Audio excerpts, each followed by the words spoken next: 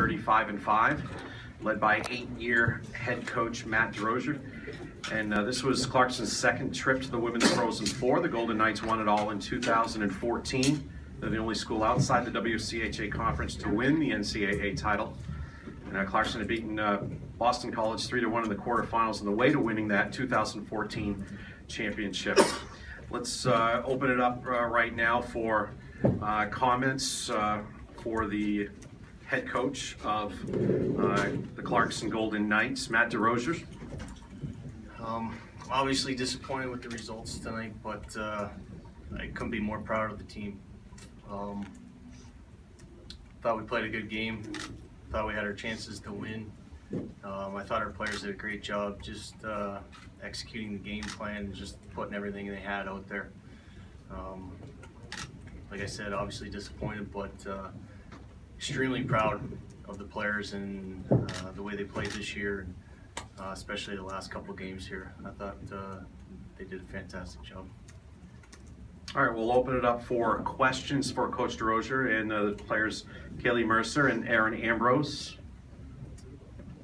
Meg Linehan, Excel Sports. Erin, you had 10 block shots. If you could talk about that, I mean, no one else was close. You have 10, everybody else is at 3 or below. So if you could talk about that part of your game tonight. Yeah, for sure. I mean, we kind of talked about it as an overall game plan that obviously Boston College has a lot of skill.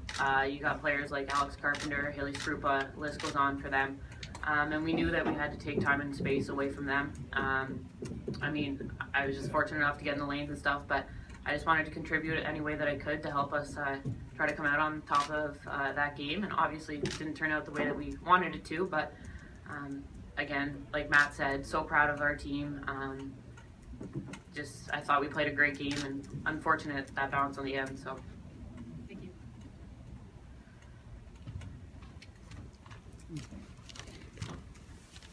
you. Cap Carey, Watertown Daily Times. All three of you, just ask you what you thought of just surviving that second period. I think you played shorthanded about 4 minutes and 1 second total.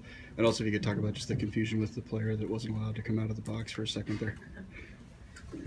Yeah, it was something that we talked about before the game, and we definitely wanted to stay out of the box. They had a pretty potent power play. Didn't quite follow that to a T tonight, but I thought our players did a great job on the penalty kill tonight. You know, we were in some tough situations there. And this is something that they've done, our players, the entire season, not just tonight. You know, they find ways to get the job done in those big moments. You know, Erin blocking shots, everyone outworking, our PKers outworking the power play. I thought we did that tonight. To kind of keep their power play off the board, that's a pretty big task, especially when you're in the box. I don't even know how many times we were tonight, but especially when you kill off a 5-on-3. Yeah, there was a little bit of confusion there, but those things are going to happen. You know, these types of games, these types of situations, there's going to be ups and downs, there's going to be roller coasters. You just got to keep your emotions about you and just kind of plug along. Kyle Westcott, MyW Sports. Matt, was there any kind of a letdown not scoring in the last 2 minutes while you had the power play? I don't think so, to be honest with you. You know, I think we had a couple good looks on that power play. Obviously, in that type of situation, you want to put one in the back of the net, but you know, again, it's those types of situations. You know, things aren't always going to go your way, but at least we put a little bit of pressure on them and had some good chances out of that, and you can always take a positive out of that. I think we did that. Going into the locker room after, you know, before overtime there, you know, there was no sense of nerves or anything. I think everyone was confident. Everyone knew that we were playing well, playing hard, and, you know, we fully expected to come out there and get that game winner. This is for Coach. Based on your performance last week, going into the second intermission with a 1-goal lead, was there any doubt in your mind you're going to win this game? You know, I'm confident in our team. Our players are confident in themselves too. We've always been a pretty good defensive team. You know, nothing's a given, especially when you're playing a team like Boston College. You know, they're undefeated for a reason. They have some pretty talented kids on that team. So I think the main focus going into that third period is like we just got to continue to keep playing the way we're playing. We weren't going to sit back. We were going to continue to be aggressive, and we weren't just going to sit on that lead. We were going after them, trying to get the next goal and kind of expand on that lead. There was no talk, and there never has been with our team, about sitting back on a lead and not continuing to play the way that we play that got us there in the first place.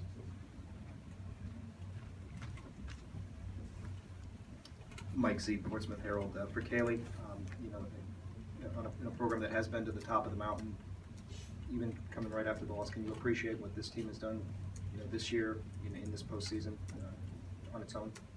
Yeah, definitely. I mean, we're super excited about everything that we've accomplished this year. We had 6 freshmen come in at the start of the season and just really own their role and, really prove their mark on our team, and we've been really happy with that. And, the 4 seniors on our team have dedicated so much to our program and so much to our team and have just had incredible seasons. So we're super happy about everything we've accomplished this year. And unfortunately, like Erin and Matt have said, we didn't get the bounce in that final, minute there, but we can take so much away from what we've learned here coming back to the Frozen Four, and we can build off the experience that we've had here, and we're so thankful for the opportunity, and we're just going to take it back to Potsdam and learn from it and build for next year.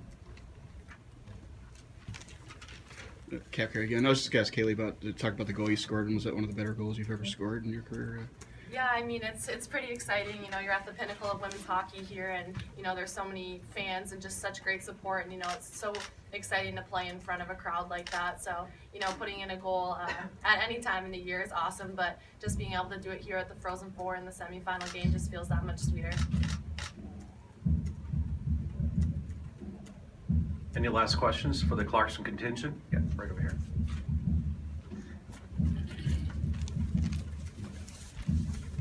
Gabby Ricky, USCHO. Matt, you got that 1-0 lead against Quinnipiac early. You then jump out and get the lead. How comfortable were you? Obviously, again, not the result you wanted. How comfortable were you in being able to jump out to that lead and be able to play that defensive style that you guys are pretty much known for? Yeah, it's something that we talked a lot about the last couple of weeks. To be honest with you, we actually had to play from behind a lot this year, and that was something that we definitely wanted to change. When you get in these types of situations, when you start playing these pretty strong teams, if you fall behind too much, it's going to be pretty difficult to get back into it. So it was definitely a focus for us to get out there, start strong. You always want to score a goal, as early as possible. But for us, it was just our main focus was getting out there, establishing our forecheck, being aggressive, kind of try and put them on their heels a little bit, and then just hoping that a goal would come from that. I thought we did that. We did that last weekend as well, and obviously that really helped us. All set.